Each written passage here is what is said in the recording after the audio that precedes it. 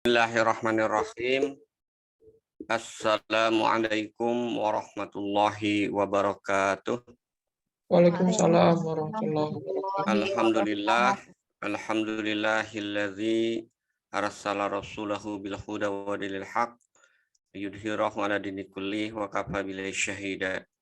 Asyhadu an la ilaha illallah wahdahu la syarikalah wa asyhadu anna sayyidana Muhammadan abduhu wa rasuluh alladzi la nabiyya ba'dah. Allahumma sholli ala Muhammadin wa imamil muttaqin wa ala alihi wa man da'a bi da'wati ila yaumil qiyamah ba'du. Para pemirsa syiar malam rahimakumullah, Ustadz Azhar sebagai host, dan Bapak Ibu sekalian, para ustadz, asatidz dan asatidah yang nantiasa hadir pada kesempatan kajian rutin bedah kitab Sistem Ekonomi Islam yang saya hormati dan Allah muliakan. Alhamdulillah pada kesempatan malam ini kita masih diberikan kekuatan, diberikan nikmat oleh Allah Subhanahu wa taala sehingga kita masih bisa melanjutkan kajian kita bedah kitab Sistem Ekonomi. Pada kesempatan malam ini, seperti yang sudah disampaikan oleh Ustadz Azhar, kita akan membahas ya bagian terakhir ya di bab pengembangan harta yang dilarang ya, oleh syariat Islam oleh Allah Subhanahu wa taala. Baik, saya izin aja langsung ya untuk share materi yang kita bahas pada kesempatan malam ini.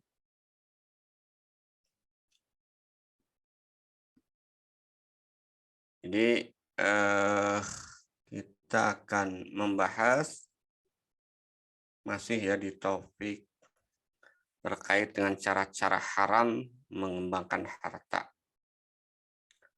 Kelihatan ya, Ustaz Azhar? Bapak Ibu? Kelihatan, Pak. Oke. Jadi kalau kita lihat di kitab ini ya, ini kita akan membahas di dua ya, karena yang 4 kemarin sudah sudah kita bahas ya, sehingga yang sekarang kita bahas adalah tadlis dan ikhtikar ya. Kemarin tasir saya dahulukan karena momentum yang terkait dengan kenaikan BBM ya dan pembatasan harga yang dilakukan oleh pemerintah ya. Nah, pada kesempatan ini kita membahas dua topik ini ya, yang kita lihat dari 6 ya, yang kita bahas pada topik ini. Riba sudah kita bahas, tasir sudah kita bahas, kemudian kimar atau judi ya, kemudian goben fahish dan goben fahish. Nah, itu sudah kita bahas. Nah, malam ini kita akan membahas dua hal ini. Yang pertama tadlis fil bai' dan yang kedua ikhtikar. Baik, kita lihat yang pertama yang terkait dengan tadlis fil bai' ya. Penipuan dalam jual beli ya. Jadi kalau kita perhatikan di dalam kitab Nizamul Iqtisad fil Islam, Syekh Taqiyuddin mendefinisikan bahwa yang disebut dengan tadlis fil bai' itu adalah ikhfa'u al-aib fi sil'ah ya. Jadi menyembunyikan ya. Jadi penipuan dalam jual beli itu adalah menyembunyikan aib, menyembunyikan cacat pada barang. Nah, dalam faktanya kalau kita lihat tadlis ini ada dua ya, ada dua jenis. Yang pertama adalah Syekh Taqiyuddin menyebutnya tadlis al-bai'i as-sil'ah ya. Jadi penipuan penjual barang. Jadi penipuan dari sudut penjual ya. Nanti yang kedua nanti ada penipuan dari sudut pembeli. Nah, penipuan dari sudut penjual itu adalah ayaktumal aib anil mushtari ma'a ilmihi bihi au yughatti al aib anhu bima yuhimu al mushtari adamahu au yughtiya sil'ah bima yudhiruha kulluha hasanah. Jadi penipuan jual beli ya, penipuan penjual barang, maksudnya penipuan dari sudut pandang penjual, itu adalah upaya yang dilakukan oleh penjual untuk menutupi atau menyembunyikan cacat ya, barang dagangannya dari pembeli, padahal dia jelas-jelas mengetahuinya. Atau dengan kata lain, si penjual tersebut menutupi cacat tersebut dengan sesuatu yang bisa mengelabui pembeli, sehingga terkesan tidak cacat. Ya. Atau menutupi barang tersebut dengan sesuatu yang bisa menampakkan seakan-akan barang tersebut semuanya baik. Itu adalah jenis yang pertama, penipuan dari sisi penjual. Nah, sementara yang kedua, dari sisi pembeli. Nah, ini contoh ya, sorry dulu. Ini contoh yang saya dapatkan di media sosial, masuk dalam kategori tadlis ya, al-ba'i al-sil'ah gitu kan.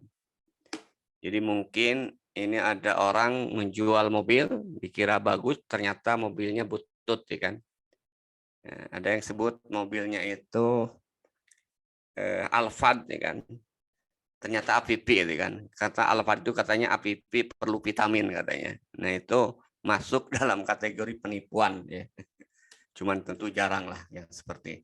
Cuman intinya adalah tadi ya. Jadi mobil ini tidak sesuai dengan kondisi real ya. Sehingga penjual diduga untuk menipu pembeli. Dan ternyata penipuan lain ini yang saya kira sangat luar biasa. Kalau ini benar itu kan. Ada sebuah perusahaan kena tipu membeli tembaga senilai 518 miliar, ternyata itu bukan tembaga, tapi dikirim batu yang dicat. Ini contoh penipuan dari sisi penjual yang terkait dengan barang yang diserahkan. Kemudian yang kedua, tadlis al-mushtari as-saman. Jadi penipuan dari sudut pandang pembeli harga. Jadi di sini kalau kita lihat ya hanya satu sebenarnya. Kalau dari sudut pembeli itu adalah ayyujayyifa al-umlah au yaktuma ma fiha min jaifin ma'a ilmihi bihi. Jadi penipuan dari sudut pembeli terhadap harga itu adalah apabila pembeli tersebut memanipulasi alat pembayaran. Itu dalam bentuk apa? Pertama mungkin uang palsu gitu kan. Atau menyembunyikan manipulasi pada yang terjadi pada alat pembayaran tersebut, padahal dia kemudian jelas-jelas mengetahui. Pada zaman Rasul kalau kita ketahui ya alat pembayaran itu emas dan perak. Nah mungkin yang dimasuk dalam kategori ini kalau sekarang uangnya uang palsu ya. Kalau dulu emas dan perak mungkin juga emas atau peraknya palsu atau kadarnya itu tidak sesuai yang kemudian ditetapkan, baik berat maupun persentase kandungan emas atau peraknya. Nah, itu masuk dalam kategori tadlis jenis yang kedua yang menurut Syekh Taqiyuddin disebut dengan tadlis al-mushtari as-saman. Ini beberapa contoh ya yang saya juga temukan. Di Lampung itu seorang bocah jualan keripik itu ditipu pembeli dengan menggunakan uang palsu. Ini saya kira memang sebuah kejahatan dengan penipuan. Kemudian di tempat yang lain, ini di Depok, ada seseorang yang kemudian membeli daging seharga 1,4 juta, tetapi sisanya ya, atau sebagian dari uang yang digunakan untuk membayarnya itu adalah uang palsu. Nah ini contoh yang kedua ya penipuan dari sudut pandang pembeli. Nah kemudian baginya hukum tadlis, saya kira dari fakta tadi sangat mudah saya kira karena nampak ya doror, nampak kemudian kerugian ya. Maka sebenarnya dengan mudah kita akan mengatakan bahwa tadlis penipuan itu haram. Walaupun tentu kalau kita lihat dalam perspektif Islam, halal dan haram itu tidak didasarkan kepada maslahat dan mudarat menurut pandangan manusia.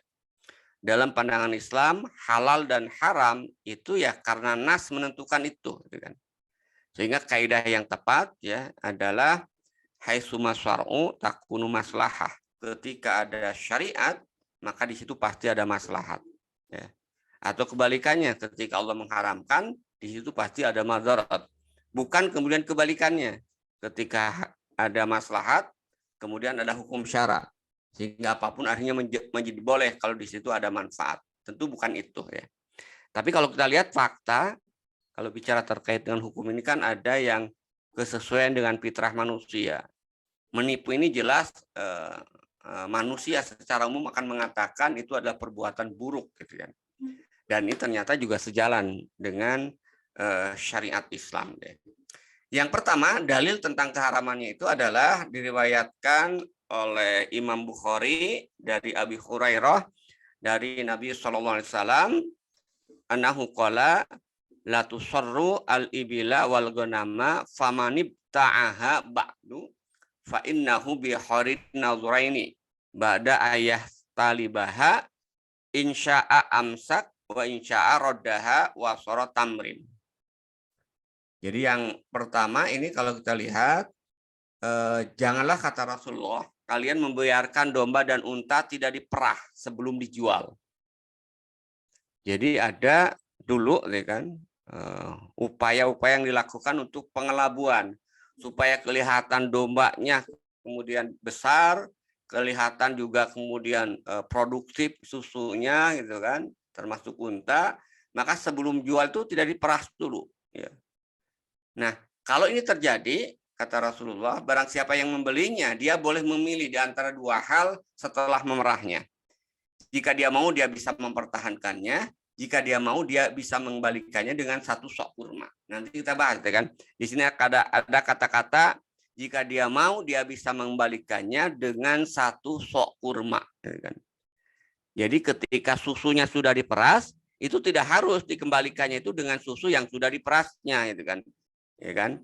Tapi dikembalikan kalau dia membatalkan dengan satu sok kurma, ulama lain menyebutkan itu sebenarnya senilai harga yang kemudian sudah diperas tersebut.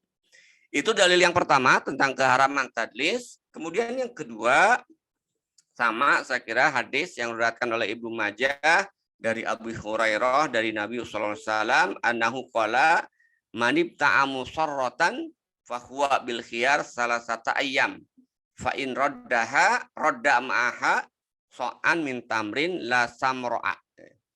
Siapa saja yang telah membeli seekor hewan ternak yang tidak diperah hingga embingnya kelihatan besar, embing itu tempat keluarnya susu, gitu kan? Maka dia bisa memilih hingga 3 hari. Jadi di sini kita lihat ada masa khiyarnya itu 3 hari. Maknanya apa kalau kita lihat? Kalau sudah lebih dari 3 hari berarti sudah hilang masa khiyarnya, ya berarti dianggap ridho, gitu kan? Jadi masa khiyar itu 3 hari, ya. Apabila dalam 3 hari itu dia mengembalikannya, maka dia harus mengembalikannya dengan satu sok kurma, bukan dengan air susunya. Ya. Jadi kalau ini ada penegasan ya, kalau sebelumnya dalam hadis sebelumnya disebutkan jika dia mau mengembalikan dengan satu sok kurma, kalau di sini ada taukid. Jika kemudian dia mengembalikan, kembalikan dengan satu sok kurma, bukan dengan air susunya. Itu ya dalil yang kedua. Kemudian dalil yang ketiga, kalian nanti bisa beda-beda, gitu kan. Yang ketiga sebenarnya sama, cuman ini memunculkan istilah, gitu kan, dalam konteks jenis binatang. Ya. Dari hadis yang diriwayatkan oleh Imam Al-Bazzar dari Anas radhiyallahu anin Nabi SAW, Rasulullah kemudian menyatakan annahu naha an bai'il mukhaffalat. Imam Al-Bazzar telah meriwayatkan dari Anas dari Rasulullah SAW bahwa beliau melarang untuk menjual hewan muhaffalat. Apa yang disebut dengan hewan muhaffalat? Ya hewan yang tadi yang dijelaskan dalam hadis sebelumnya. Hewan muhaffalat itu adalah hewan yang tidak diperah, ya, sehingga embingnya nampak besar atau nampak seakan-akan hewan tersebut siap diperah. Nah ini Rasulullah kemudian menggunakan kata dalam ini naha, melarang, gitu kan. Kemudian dalil yang terakhir, haramnya tadlis itu adalah diriwayatkan juga sama oleh Ibnu Majah. Rasulullah SAW bersabda, al-muslimu akhul muslim. Ya, seorang muslim itu saudara bagi muslim yang lainnya. wala yahillu li muslim ba'a min akhihi bai'an fihi aib illa bayyanahu lahu. Jadi tidak halal bagi seorang muslim untuk menjual barang pada saudaranya sementara di dalamnya terdapat cacat selain dia menjelaskan cacatnya kepada pembeli tersebut. Dari hadis ini kita bisa memahami sebenarnya tidak haram menjual barang cacat. Tidak haram menjual barang yang ada aibnya, gitu kan.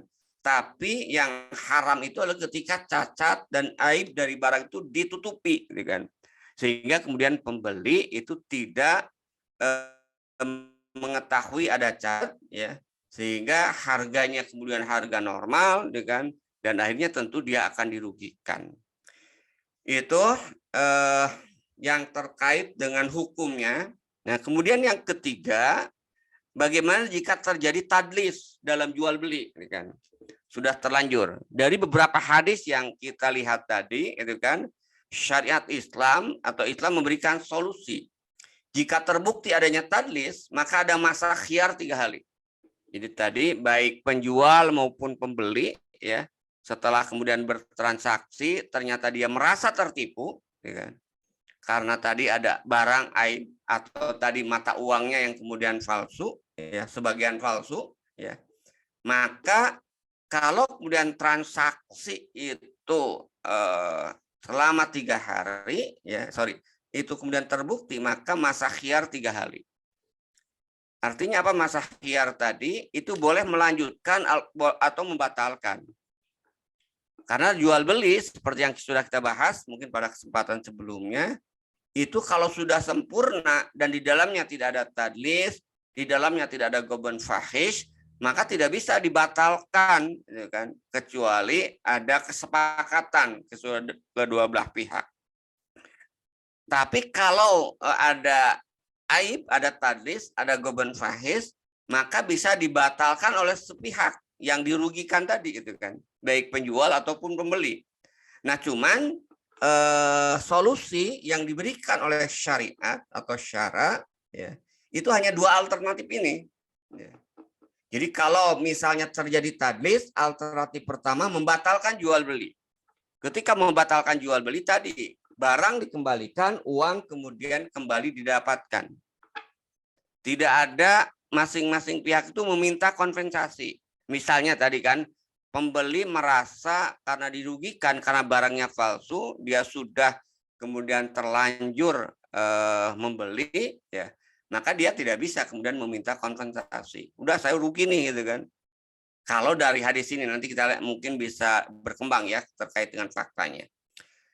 Atau yang kedua, melanjutkan jual beli, ya terimalah bahwa ya karena tertipu, ya udahlah penipuannya itu diserahkan kepada Allah, ya dia kemudian terima. Nah, ketika kemudian dia terima dan melanjutkan jual beli juga tidak boleh ada kompensasi. Dalam artian kompensasi itu misalnya minta penurunan harga. Oh, ternyata ini barangnya jelek, tidak sesuai yang di spek yang disebutkan. Oke, saya lanjut, tapi saya minta turun harga. Yang tadinya 7 juta misalnya menjadi 5 juta. Nah, itu tidak boleh. Karena, nah pertanyaannya kenapa kemudian itu tidak boleh dilakukan seperti itu? Ya memang nasnya menyatakan seperti itu. Gitu kan. Jadi dalam hadis yang diriwayatkan oleh Abu Hurairah tadi, ya Ibnu Majah dari Abu Hurairah, manib ta'a musarrotan fahuwa bil khiyar salah satu ayam fa'in rodaha. Nah ini dalilnya ya. Fa'in rodaha roda ma'aha so'an minatamrin la samra'o. Jadi kalau kita lihat di sini solusinya ya kalau nolak ya nolak, gitu kan. Kalau lanjutan ya lanjutkan, itu kan. Tanpa ada kompensasi lain. Nah, ketika batal, lalu apakah nanti misalnya ada akad baru untuk membeli, itu lain masalah, itu kan. Tapi yang jelas ketika terjadi pembatalan, maka dari aspek ini itu tidak boleh ada kalau dari pembatalan tadi tidak boleh ada permintaan kompensasi. Nah, mungkin yang jadi pertanyaan nanti bagaimana negara mengatasi itu kan, memberikan hukum terhadap para pelaku tadlis ini. Karena di buku Syekh Taqiyuddin itu kemudian tidak disebutkan, gitu kan,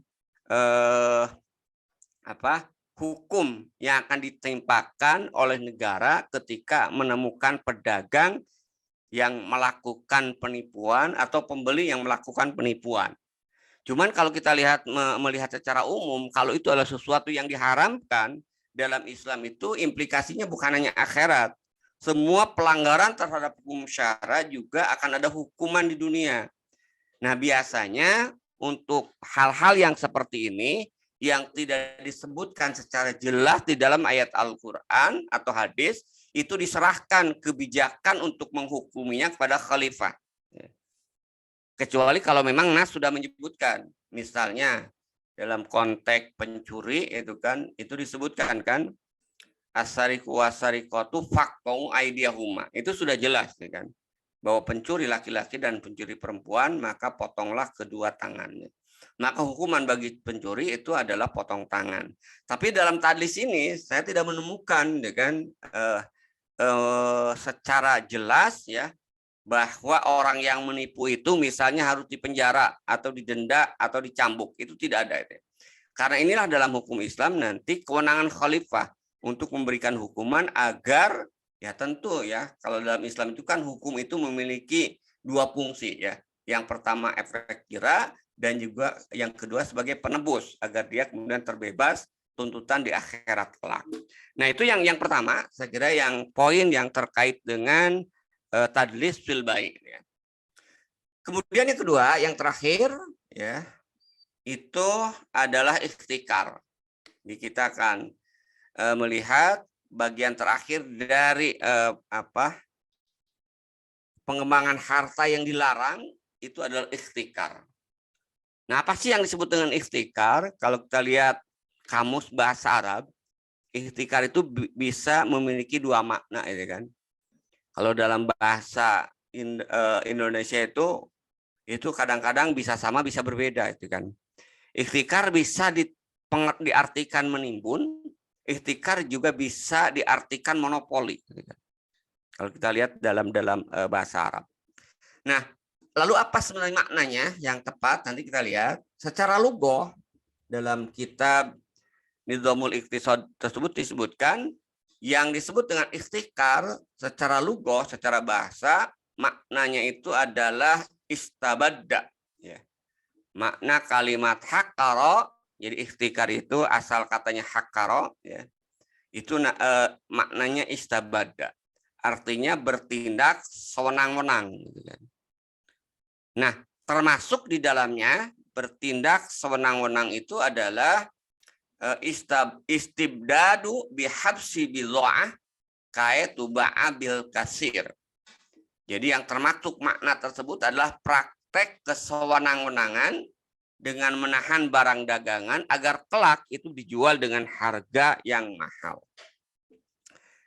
Nah, sehingga ketika kemudian disebutkan wahtakaro syai' ya fil lughah secara bahasa, jadi ihtakaro syai' secara bahasa maknanya itu adalah jama'ahu wahtabasuhu intidaron ligilaihi. Jadi ikhtikar secara bahasa juga memiliki makna mengumpulkan sesuatu ya, jama'ahu ya, wahtabasuhu ya, dan juga menahannya intizaron ya, untuk memperhatikan ya, untuk melihat, untuk apa melihat dan memperhatikan tadi ligola ihi itu kan. Jadi untuk menunggu naiknya harga ya, fayabi'ahu, maka kemudian dia menjualnya barang tersebut dengan harga yang sangat tinggi. Itu makna secara bahasa. Dan kalau kita lihat dalam kaidah fikih atau usul fikih, kadang-kadang makna bahasa sama dengan makna syara. Tapi kadang-kadang beda juga, ada perbedaan makna bahasa dengan makna syara. Misalnya makna bahasa sholat itu doa, tapi makna syaranya itu bukan doa itu kan. Tapi makna khasnya itu adalah hukumnya itu perbuatan yang diawali dengan takbir dan diakhiri dengan salam. Nah, kalau kita lihat dengan makna ikhtikaro ini, saya perhatikan makna bahasa dan makna syara itu sama. Walaupun nanti dalam konteks hukum nanti ada syarat-syarat tertentu yang secara syar'i masuk dalam kategori ikhtikar, menimbun ya. Karena kan di sini ada kata-kata mengumpulkan sesuatu, menahannya, gitu kan. Tidak setiap mengumpulkan dan menahannya itu masuk dalam kategori menimbun. Karena nanti ada karakteristik syarat-syarat tertentu agar menahan atau membeli barang dengan jumlah yang banyak disimpan itu masuk dalam kategori ikhtikar. Itu pertama secara bahasa ya. Kemudian secara istilah, nah, ini hampir sama sebenarnya. Secara istilah itu kan ikhtikar itu adalah al-muhtakiru huwa ma yajma'u as-sila'a an intizaran li ghilaiha hatta yabi'aha bi as'arin ghaliyah. Ini sorry ya terjemahannya belum dirubah ya. Jadi muhtakir itu atau orang yang menimbun ya. Jadi secara istilah adalah orang yang mengumpulkan barang. Jadi penimbun itu adalah orang yang mengumpulkan barang.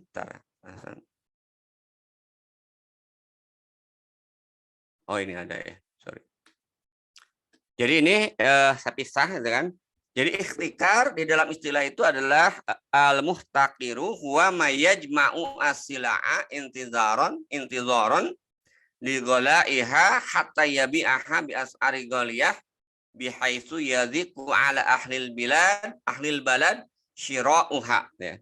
Jadi penimbun itu adalah orang yang mengumpulkan barang dagangan menunggu harga tinggi lalu menjualnya dengan harga selangit sehingga penduduk mendapatkan kesulitan untuk membelinya. Nah, kalau kita lihat di sini ada dua karakteristik, dua syarat bahwa menimbun itu masuk dalam mengumpulkan atau menyimpan itu masuk secara fikih dalam kategori ikhtikar.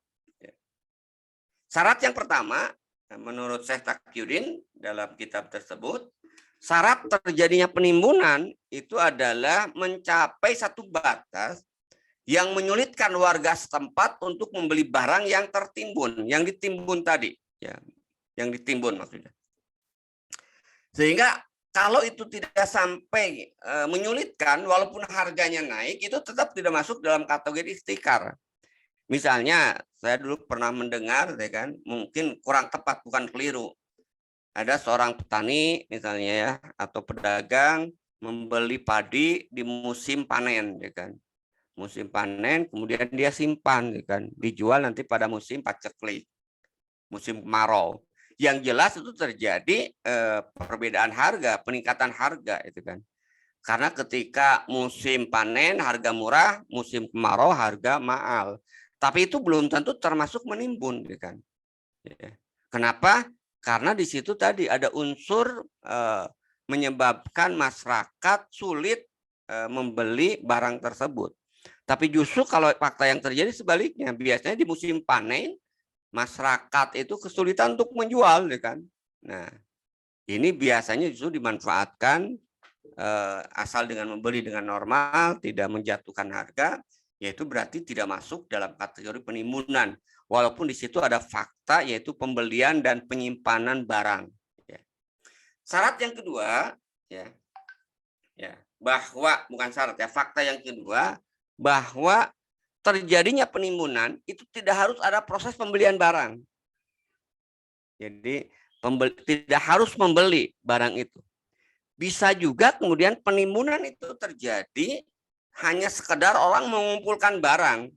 Artinya kalau mengumpulkan barang kan bisa membeli, bisa juga hasil produksi dia tahan, ya kan? Sampai kemudian orang kesulitan baru mendapatkan barang baru, kemudian dia jual dengan harga mahal. Nah, itu juga masuk dalam kategori menimbun ternyata itu kan. Jadi bukan hanya membeli kemudian disimpan, kemudian orang kesulitan dijual harga mahal, bukan itu. Ternyata produsen pun yang dia tidak membeli tapi dia menguasai ya, lahan ya produksi misalnya pertanian atau juga nanti industri, kemudian dia tahan sampai orang kemudian kelabakan untuk mendapatkan barang tersebut susah sehingga kemudian dia akhirnya menjual dengan harga yang mahal, ternyata itu juga termasuk dalam kategori penimbunan. Ini makna menimbun ihtikar secara istilah, secara syar'i ya. Jadi bukan hanya sekedar mengumpulkan barang, tapi harus ada syarat. Yang pertama memang terjadi penimbunan, yang kedua menyebabkan ahlul bilad itu kemudian mengalami kesulitan barang. Yang kedua, fakta yang kedua adalah penimbunan itu tidak harus adanya pembelian barang, tapi sekedar mengumpulkan barang, ya, kemudian menunggu naiknya harga sehingga dia menjual barang dengan mahal, ya, dan membuat, nah tetap tadi ya warga mengalami kesulitan, maka itu juga disebut menurut Syekh Taqiyuddin kategori menimbun. Itu makna menimbun baik secara bahasa maupun secara syar'i atau secara istilah. Ya. Nah, bagaimana hukum ihtikar? Juga saya kira ini dengan mudah ya kita temukan bahwa nas yang terkait dengan bicara ihtikar itu adalah bentuknya larangan. Dan kalau bentuknya larangan, nanti kita lihat apakah larangannya di qot'i atau tidak, zazam atau tidak. Dan ternyata larangan itu bersifat zazam, pasti ya, maka ihtikar itu haram hukumnya. Dalil yang pertama itu adalah diriwayatkan dalam Sahih Muslim dari Sa'id bin Musayyib dari Ma'mar bin Abdullah Al-Adawi, anna Nabiyya sallallahu alaihi wasallam qala la yahtakiru illa khati'un. Hadis ini menyebutkan bahwa tidak akan melakukan penimbunan illa selain orang yang salah. Jadi pertama larangan yaitu untuk larangan untuk menimbun dengan kata-kata layah takiru. Yang kedua ada qarinah. Qarinahnya itu apa? Qarinahnya itu adalah khati'un, salah gitu kan. Nah, karena itulah dengan dua fakta ini, nas ini, pertama larangan menimbun, yang kedua ada qarinah yaitu disebut dengan orang yang khati'un, orang yang salah, bisa juga orang yang berdosa, maka menimbun itu masuk dalam kategori hukumnya itu haram berdasarkan hadis yang pertama. Yang kedua juga sama ya, cuman ini redaksinya bukan larangan, tapi redaksinya bukan dalam kalimat larangan, maksudnya tapi dalam bentuk naha itu kan, bukan fiil amr ya. Dari Qasim, ya, Qasim meriwayatkan dari Abi Umamah qala naha Rasulullah SAW ayuh takarat ta'am, akhrajal Hakim fil Mustadrak wa Ibnu Abi Syaibah fil Musannafihi. Nah, Al-Qasim meriwayatkan dari Abi Umamah kemudian Rasulullah mengatakan bahwa Rasulullah SAW telah melarang penimbunan makanan. Jadi kalau kita lihat di sini ada nanti ada bukan ikhtilaf ya, ada yang berpendapat bahwa karena di sini kemudian ada kata-kata ayyuh takaroto aman, sehingga ada yang berpendapat bahwa larangan menimbun itu berlaku hanya untuk makanan. Nanti kita lihat apakah betul bahwa menimbun yang diharamkan itu hanya makanan. Kemudian dalil yang ketiga, keharaman ihtikar itu diriwayatkan oleh sama saya kira ya hampir sama. Kalau dalil yang pertama tadi layah takir ya, dalil pertama menggunakan nafi ya, layah takiru ya. Dalil yang ketiga ini ke orang gitu kan. Hampir sama sebenarnya, manih takaro fawa khatiun. Barang siapa yang menimbun maka dia orang yang salah. Yang terakhir, dalil keharaman, ini agak panjang, terkait dengan menimbun itu. Ada satu riwayat, saya kira diriwayatkan oleh, siapa ini? Pengarangnya, lupa ya. Tapi riwayatkannya dari Ma'qil bin Yasar, qala Rasulullah SAW, man dakhala fi syai'in min as'aril muslimin liyugliyahu alaihim kana haqqan Allahi ayyuqidahu bi'udmin minan nar yaumal qiyamah. Nah ini jelas ya. Ini korinahnya ancamannya jelas. Ini semakin menguatkan bahwa menimbun itu kemudian haram. Ya.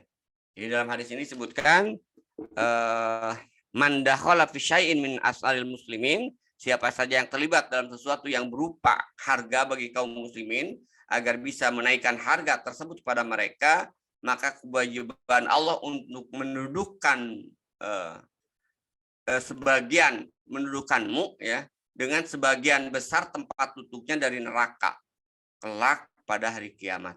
Nah, ini merupakan ancaman terkait dengan haramnya melakukan penimbunan. Itu saya kira beberapa poin yang terkait dengan dalil, ya ada 4 hadis yang menunjukkan tentang keharaman ihtikar. Nah, yang bagian yang berikutnya, ya kedua terakhir dari pembahasan ihtikar, pertanyaannya itu adalah apakah menimbun atau ihtikar itu hanya untuk makanan? Nah, di kitab Syekh Taqiyuddin itu kemudian dibahas, kan? Nah, kenapa kemudian dibahas? Mungkin ada yang berpendapat bahwa menimbun itu ihtikar itu hanya berlaku untuk makanan. Ya. Tapi ternyata menurut Syekh Taqiyuddin haramnya menimbun haramnya menimbun itu berlaku untuk semua jenis barang. Jadi haramnya menimbun barang berlaku untuk semua jenis barang, baik makanan ataupun barang yang lain. Nah, di sini memang ada 2 hadis yang sering dijadikan muncul perbedaan pendapat karena 2 hadis tersebut, yang satu kemudian bersifat umum, ya mutlak, yang satu kemudian ada tambahan, yaitu to'am. Gitu kan. Hadis yang pertama yang terkait dengan larangan menimbun itu bersifat umum. Bersifat umum ya. Hadis yang ini maksudnya bukan hadis yang pertama ini. Jadi hadis yang mutlak itu tadi manih takaro fahuwa khotiun, atau hadis lain naha Rasulullah SAW ayuh takarot to'am. Nah, ini kalau kita lihat apakah hadis yang kedua ini merupakan takyid atau tidak. Kalau hadis yang pertama itu bersifat umum. Nah, sementara hadis yang kedua itu membatasi, seolah-olah hanya menyebutkan makanan, bukan membatasi ya, tapi hanya menyebutkan makanan. Nah, ternyata menurut Syekh Taqiyuddin hadis yang kedua ini tidak cukup untuk mentakyid, tidak cukup untuk membatasi. Ya, kenapa?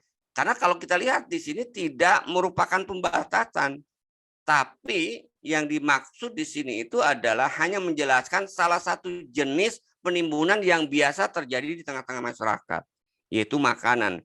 Tapi tidak hanya berlaku untuk makanan, ya kan? Karena di sini menggunakan isim mausuf, ya, kata sifat to'am, makanan, ya kan?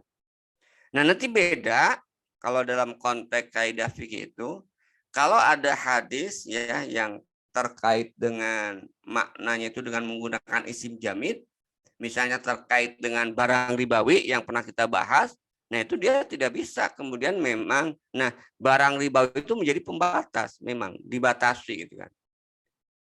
Jadi hanya 6 barang ribawi. Tapi dalam konteks ini menurut Syekh Taqiyuddin, hadis yang kedua ini ya itu tidak cukup untuk membatasi keumuman.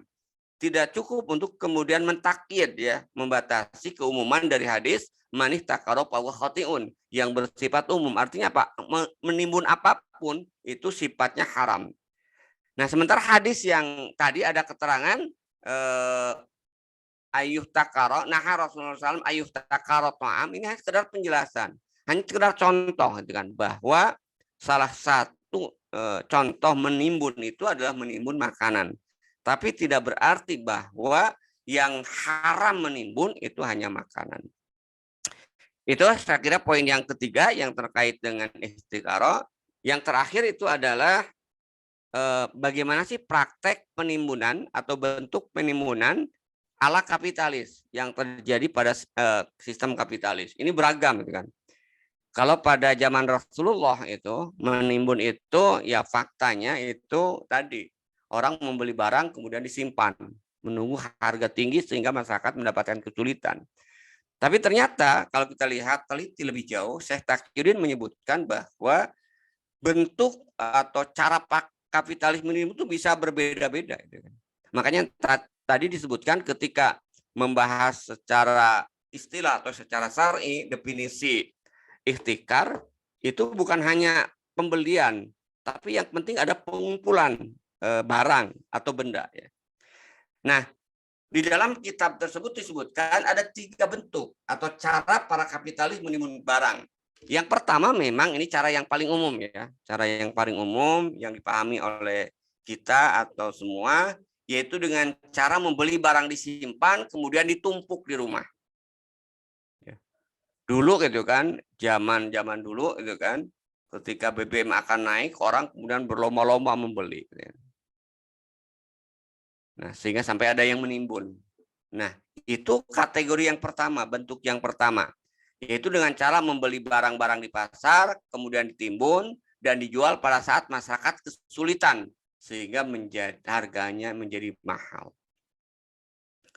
Kemudian yang kedua, itu adalah min ghalatin aradhihi alwasiati liinfiradihi bihadanau minal ghallah aw linudrati jiraatiha. Ini kaitannya terkait dengan hasil buminya. Jadi karena hasil bumi yang luas ya, sementara hanya dia yang kemudian mempunyai jenis hasil bumi tersebut, atau karena hasil dari tanam pertanian itu kemudian langka. Jadi berarti yang kedua ini adalah dia tidak membeli, ya, tapi dia menguasai itu kan produksi, ya. Dia menguasai sumber hasil dari tanamannya, hasil buminya. Misalnya nanti kita lihat contohnya itu yang kedua ini adalah sawit, ya kan? Para oligarki menguasai kebun sawit yang ratusan ribu hektar oleh hanya segelintir orang. Itu yang kedua, itu kan. Kemudian yang ketiga itu adalah kalau tadi dari aspek hasil buminya, hasil tanaman, produsen, ya. Kalau yang ketiga ini adalah barang industri. Ya makanya kalau kita lihat tadi bahwa yang disebut dengan ihtikar, monopoli, menimbun itu bukan hanya barang makanan, termasuk juga barang-barang industri. Jadi jenis yang ketiga, monopoli dalam sistem kapitalis atau menimbun dalam sistem kapitalis itu adalah yang berasal dari min mafsonihi liinfirodihi sama bihadhihi sina'ah au linudrah hadhihi sina'ah. Menimbunnya karena industri-industrinya itu hanya dia yang mempunyai industri tersebut, atau karena langka industri tersebut. Jadi karena dia yang menguasai industri tersebut, ya dia dengan seenaknya kemudian menahan, dengan seenaknya kemudian menjual barang pada saat harga tinggi atau menentukan harga seenaknya. Nah, terakhir ini contoh-contoh fakta dari ketika jenis bentuk tadi. Yang pertama ini ya, yang membeli ini biasanya kita beli, seseorang membeli di pasar, dikumpulkan, ketika harga naik kemudian dijual. Kemudian ini contoh tadi penimbunan atau monopoli karena penguasaan lahan. Ada 25 raksasa kuasai separuh lahan sawit. Nah, sehingga akhirnya masyarakat kemudian kesulitan. Kenapa? Karena untuk mendapatkan dengan harga normal, kan, harga wajar, harus membeli dengan harga mahal. Bahkan kemarin kita lihat mereka menunjukkan sangat jelas kejahatannya, ya, kemudian kezalimannya, gitu kan. Mereka tahan, padahal barang ada dengan harga. Kenapa dia tahan? Agar masyarakat bergejolak, akhirnya kemudian harga naik. Dan lebih sadisnya lagi ternyata kezaliman para kapitalis, ya, penguasa lahan sawit ini, gitu kan. Petani yang memiliki produksi sawit, ya, buah sawit itu ternyata mereka nggak mau membeli kecuali dengan harga yang sangat murah, gitu kan. Saya kemarin ketika keliling di Bangka, Jambi dan Bengkulu, sampai mereka cerita, ya karena kapitalis di Indonesia itu menjual dengan harga yang sangat murah, mereka sampai menjual kelapa sawit itu kepada pengusaha dari Malaysia karena mereka bisa membeli dengan harga yang wajar. Sementara para kapitalis di Indonesia ini yang dia sudah menguasai produksi, gitu kan, dan juga nanti menguasai pasarannya, ya mereka dengan seenaknya aja kemudian menjatuhkan harga. Padahal harga internasional itu dalam kondisi tinggi. Ini yang terakhir, bentuk yang ketiga, penguasaan produsennya. Kalau tadi produksinya, produksi dalam artian sawitnya, kalau ini adalah bentuk yang ketiga ini, contohnya itu adalah hasilnya, itu kan minyaknya. Kalau tadi adalah CVO-nya, kalau ini adalah minyaknya, minyak gorengnya. Nah, ini masuk dalam kategori bentuk yang ketiga. Mereka menguasai kemudian produksinya, pabriknya, itu kan, ya, sehingga akhirnya mereka juga yang kemudian tadi menentukan harga, karena mereka merasa bahwa bahan bakunya mereka sudah kuasai sendiri, yaitu tadi mereka akhirnya kemudian tidak mau kemudian membeli bahan baku dari para petani kecuali dengan membeli dengan harga yang murah. Itu barangkali ya 2 poin terakhir yang kita bahas yang terkait dengan pengembangan harta yang diharamkan, ya, yang bisa saya sampaikan. Silahkan kalau ada yang mau didiskusikan. Saya kembalikan ke Ustadz Azhar. Terima kasih. Assalamualaikum warahmatullahi wabarakatuh. Waalaikumsalam warahmatullahi wabarakatuh. Ya, alhamdulillah, Bapak Ibu jamaah sekalian, ini 2 poin yang terakhir ya dalam kitab sistem ekonomi terkait dengan publik, kemudian juga kita ya, yang sudah kita dengarkan dari Ustadz Marin Nasir. Alhamdulillah Bapak Ibu, kalau ada yang ingin bertanya atau ada yang ingin mendiskusikan terkait dengan 2 poin ini, ataupun boleh jadi dengan poin yang sebelumnya ya, yang sudah pernah kita bahas sebelumnya, ya, karena memang ini bagian akhir ya dari pembahasan pengembangan harta secara haram. Silakan bisa dengan melalui kolom chatnya, nanti akan kami bacakan, atau langsung bertanya, langsung aja langsung Ustadznya ya. Silakan kalau memang ada. Sembari menunggu Ustadz, saya ingin mengkonfirmasi dulu Ustadz. Ada 2 hal yang ingin mau saya tanya. Hal yang pertama, di awal bab pembahasan kita ini ada beberapa hadis yang tadi disampaikan dalam diskusi bahwa ada ikhtiar, hak ikhtiar melanjutkan jual beli atau membatalkannya. Di antara beberapa hadis itu ada yang boleh menggantikannya, maksudnya boleh dengan memberikan 1 sok kurma, dari ada dalam hadis. Kemudian ada yang melarangnya dengan memberikan 1 sok kurma ya. Nah, lantas bagaimana kita bisa mengambil sikap Ustaz? Seakan-akan ini ada 2 hal yang kontradiktif ya. Satu, ada yang melarang akhir, ada yang memang dibolehkan. Itu yang pertama. Yang kedua, bisa minta penjelasan yang sederhana nggak Ustaz tentang boleh atau tentang monopoli Ustaz. Apakah monopoli ini memang boleh atau ada yang boleh, ada yang nggak boleh Ustaz? Mohon penjelasannya Ustaz. Ya, oke ya. Baik, kita buka lagi hadisnya ya. Itu sebenarnya nggak ada yang melarang dan nggak ada yang melarang terkait dengan khiyar. Jadi ini mungkin tadi ya yang dimaksud.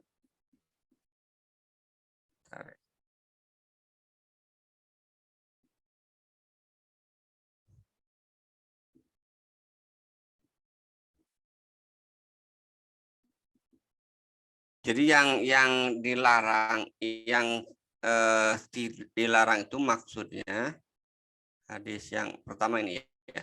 Jadi bukan melarang masalah khiar ya. Jadi ini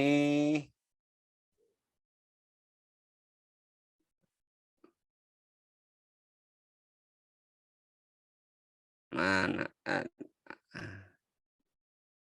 Oh, ikhtikar, sorry. Ini tadlis ya. Nah, ini ya.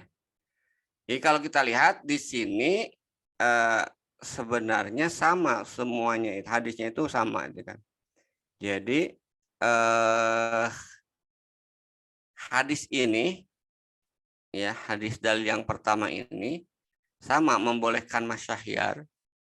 Kalau kemudian dia menolak atau membatalkan penjualannya, dia kembalikan binatang. Ini konteksnya domba atau unta.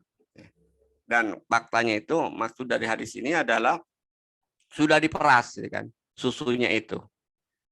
Nah, tapi yang dituntut itu tidak harus dikembalikan susunya.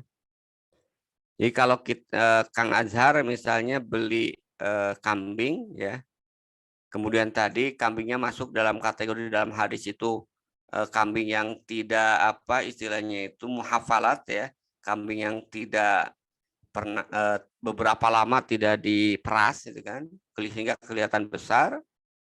Nah, ternyata setelah diperas ya baru kelihatan domba itu kecil. Nah, kemudian mau dibatalkan sebelum 3 hari karena masyahyar 3 hari. Nah, itu kan tadi susunya sudah diperas. Ya. Nah, itu tidak wajib, tidak harus mengembalikan susunya. Bisa diganti dengan 1 sok kurma.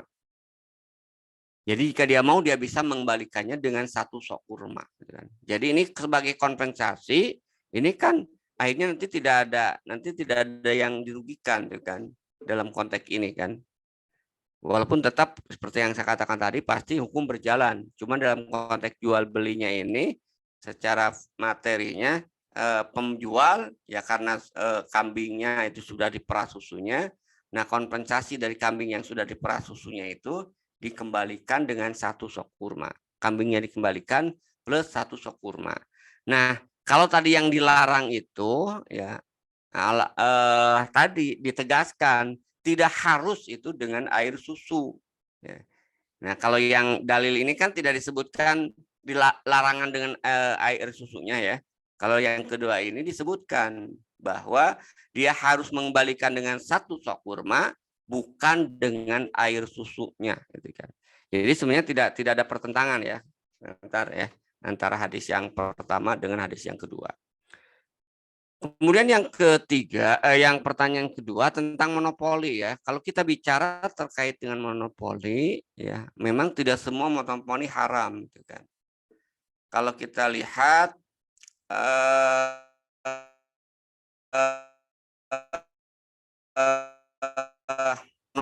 ya itu kemudian boleh, ya bukan boleh, mau hukum syara kemudian mengharuskan memang, gitu kan, pengelolaan harta milik umum itu dikelola oleh negara, dikuasai oleh negara. Cuman kalau kita lihat tadi sama terkait dengan ikhtikaro tadi kan, menimbun, monopoli. Kan syarat masuk dalam kategori ikhtikaro menimbun itu salah satunya itu adalah ada kesulitan penduduk untuk mendapatkan barang. Justru kalau monopoli yang dilakukan oleh pemerintah justru bukan menyulitkan, justru malah digunakan atau dilakukan dalam rangka justru mempermudah masyarakat mendapatkan barang, gitu kan. Nah, karena itu monopoli dalam konteks ini adalah monopoli yang dilakukan oleh pemerintah terhadap harta milik umum, maka itu boleh, bahkan wajib, itu kan. Memang harus dikuasai oleh pemerintah untuk barang-barang yang masuk dalam kategori milik umum. Jadi tidak selalu monopoli itu haram, ya kan? Yang haram itu adalah tadi dalam bentuk ikhtikaro, monopoli dalam bentuk menimbun. Dan tadi sudah disebutkan kan, masuk dalam kategori menimbun itu adalah ketika menyimpan barang tapi kemudian membuat masyarakat kesulitan untuk mendapatkan barang tersebut. Nah, sama juga nanti, gitu kan, ada kezaliman. Kalau ternyata dikuasai oleh penguasa tapi ternyata bukan untuk kepentingan rakyat, ya sama juga, itu kemudian juga diharamkan, gitu kan. Jadi sebenarnya bukan monopolinya yang kemudian diharamkan, tapi menimbun tadi yang menyebabkan masyarakat itu mendapat kesulitan untuk mendapatkan barang yang dia butuhkan karena harganya tinggi, dipermainkan oleh mereka yang menentukan harga tadi ya, oligarki atau para kapitalis. Itu ya barangkali ya, Ustaz Ajar. Ya, alhamdulillah Ustaz. Kemudian ini ada pertanyaan Ustaz dari Ibu Tina ya, Ibu atau Mbak. Assalamualaikum Ustaz. Izin bertanya, jika ada yang disebut biasa ya, mafia minyak, bensin atau solar, membuka gudang minyak ilegal, terus dia mengumpulkan minyak, setelah itu dijual ke sesama mafia ataupun ke teman yang sudah memberikan uang untuk mengumpulkan minyak, lalu diberikan ke teman tersebut dengan harga pasaran dan sebagian dijual eceran. Bagaimana hukumnya Ustaz? Ya, kita harus melihat secara detail ya terkait dengan ini. Jadi ini kan mafia ya tadi kan, mafia orang yang kemudian mengambil keuntungan yang kemudian tidak ada mengakibatkan doror, ya, itu sebenarnya membeli kemudian dia jual lagi itu tidak masalah, gitu kan. Nah, ini nanti masalah teknis pengaturan dalam kondisi normal ya. Misalnya gini, ini kan nanti bicara dalam konteks saya belum bicara mafianya dulu ya. Bicara tentang seseorang kemudian memiliki harta milik umum tadi, membeli harta milik umum tadi, gitu kan. Kemudian dia jual kembali, ya. Kan sebenarnya ya boleh gitu kan. Misalnya dia membeli ya ke pom bensin dan jatah dia, ya. Misalkan dia jatah, gitu kan. Kalau kita lihat kan, saya misalnya ketika cek jatah mobil itu 40 liter lah katakanlah per hari, gitu kan. Ya kalau kemudian dia beli 40 hari itu sehari 40 liter, kemudian dia simpan, ya, dan itu tidak menyebabkan kesulitan bagi yang lain, itu nggak masalah, gitu kan. Karena dia membeli sesuai dengan haknya, gitu kan. Dan setelah itu kemudian dia jual kan. Nah, tapi problemnya sekarang itu adalah kalau konteksnya itu memang mafia tadi kan, ya, yang dia kemudian menyimpan ditumpuk sehingga membuat masyarakat kesulitan. Nah, ini problemnya gitu kan. Problem hari ini adalah banyak masyarakat mengalami kesulitan, gitu kan. Kenapa? Karena jatah yang harusnya mereka dapatkan itu kemudian dibeli ya oleh mafia tadi, oleh industri, oleh oknum, gitu kan, aparat ya kadang-kadang. Karena saya sering gitu kan beberapa kali di luar Jawa, ternyata lebih parah dibandingkan dengan di Jawa antriannya, gitu kan. Kenapa? Karena kadang-kadang saya sering menemukan itu kan pom bensin itu bukanya itu hanya 2 atau 3 jam, gitu kan.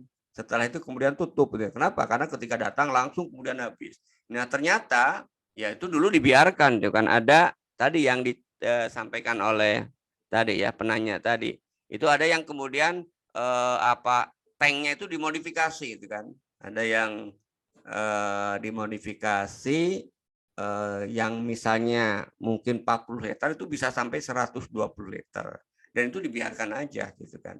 Dulu itu kan. Biasa ribut-ribut biasanya baru itu kan ada soal penegakan hukum. Padahal sebenarnya itu sudah berlaku lama. Nah, kenapa kemudian muncul ini? Karena ada variasi harga, ya. Variasi harga antara harga subsidi dengan harga bahasanya itu non subsidi. ada solar yang kemudian subsidi dijual di pom bensin tadi 5.000, tapi kalau industri kemudian membeli itu dengan harga industri ya kadang-kadang 9.000 atau di waktu normal waktu itu kan. Nah ini kan keuntungannya besar itu kan. Nah tentu kalau ini yang terjadi itu tadi karena ini menyebabkan kesulitan bagi masyarakat yang lain ya kan sampai nganti dan akhirnya kemudian dia harus membeli dengan harga tinggi, dampak dari mafia ini maka ini masuk dalam kategori menimbun yang diharamkan, yaitu apa, dia mencari untung ya kan yang itu kemudian menyebabkan kesulitan bagi yang lainnya. Nah dalam kondisi seperti ini kalau menurut saya ya itu kemudian haram gitu kan. Gitu. Kecuali tadi itu kan memang tidak menyebabkan kesulitan. Dulu kan sebenarnya ya banyak orang menyimpan tapi tidak menyebabkan kesulitan ya tidak masalah. Walaupun karena waktu itu memang beda ya, zaman Soeharto lah awal-awal itu melimpah itu kan, di mana produksi dan kebutuhan itu kemudian masih seimbang gitu kan, itu kita tidak menghadapi kesulitan sehingga ada orang yang menyimpan pun itu tidak masalah. Kalau sekarang tadi sangat kerasa sekali kan, kalau tadi ada mafia itu dampaknya terhadap masyarakat sehingga masyarakat kesulitan sampai tadi kan pom bensin itu tutup karena hanya buka 3 atau 4 jam aja karena barangnya habis gitu kan langsung diserbu. Itu ya barangkali ya secara umum kan.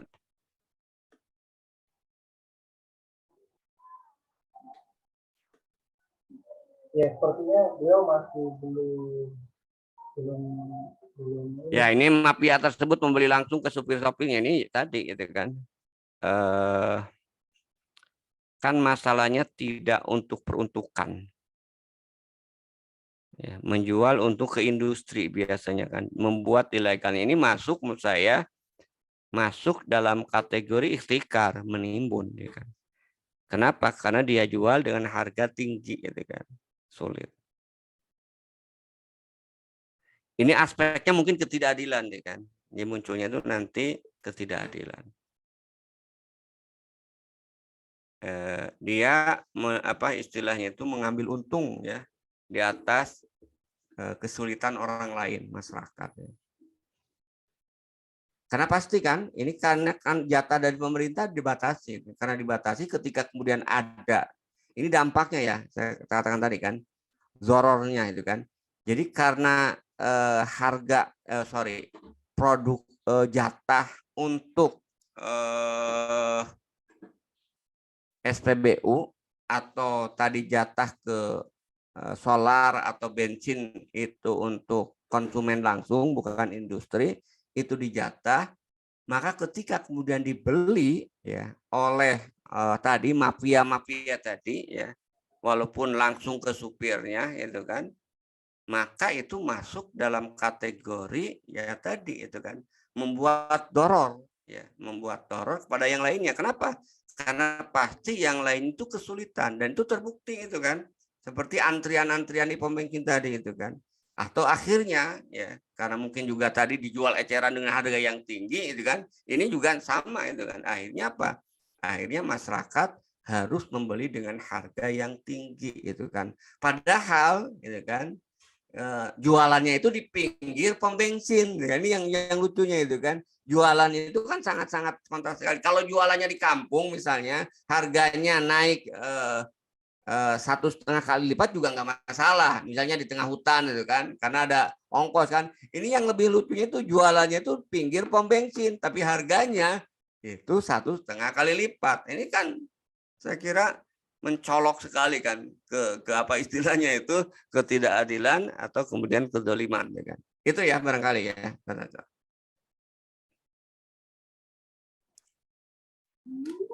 ya kami kira sudah cukup jelas ya. Ya kami konfirmasi dulu kira-kira dari Bapak Ibu masih ada yang bertanya?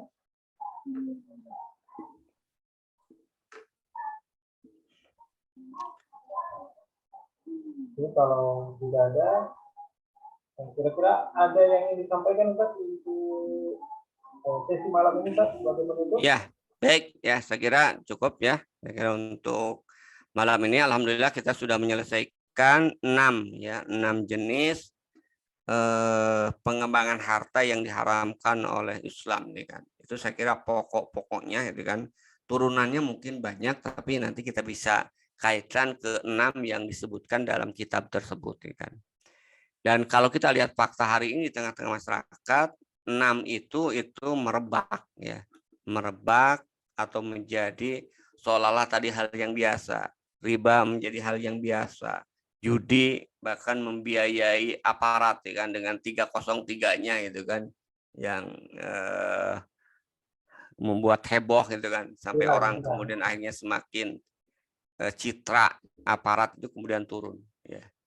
Kemudian juga tadlis, kita juga banyak ya penipuan, goban fahish juga sering terjadi. Nah, yang kemudian banyak juga tadi yang terakhir hari ini kita bahas yaitu adalah ihtikar, menimbun dan juga tadlis ya fil bai'.